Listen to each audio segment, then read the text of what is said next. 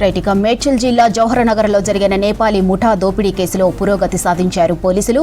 ఈ కేసులో ప్రధాన నిందితులుగా ఉన్న మమత అలియాస్ మీనా కడాయత్, ఆమె భర్త రమేష్ను అదుపులోకి తీసుకున్నారు పోలీసులు. మరో 4 కోసం గాలింపు చర్యలు చేపట్టారు.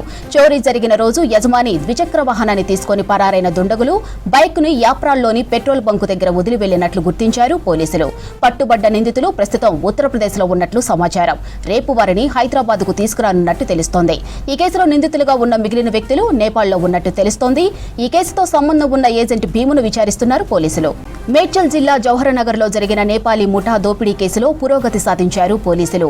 ఈ కేసులో ప్రధాన నిందితులుగా ఉన్న మమత అలియాస్ మీనా కడాయత్, ఆమె భర్త రమేష్ను అదుపులోకి తీసుకున్నారు పోలీసులు. మరో 4 కోసం గాలింపు చర్యలు చేపట్టారు. చోరీ జరిగిన రోజు యజమాని ద్విచక్ర వాహనాన్ని తీసుకుని పరారైన దుండగులు బైక్ని యాప్రాల్లోని పెట్రోల్ బంకు దగ్గర వదిలి వెళ్లినట్లు గుర్తించారు పోలీసులు. పట్టుబడ్డ నిందితులు ప్రస్తుతం ఉత్తరప్రదేశ్లో ఉన్నట్లు సమాచారం. రేపు వారిని హైదరాబాద్కు తీసుకురానున్నట్టు తెలుస్తోంది. ఈ కేసులో నిందితులుగా ఉన్న మిగిలిన వ్యక్తులు నేపాల్లో ఉన్నట్టు తెలుస్తోంది. ఈ కేసుతో సంబంధం ఉన్న ఏజెంట్ భీమును విచారిస్తున్నారు పోలీసులు.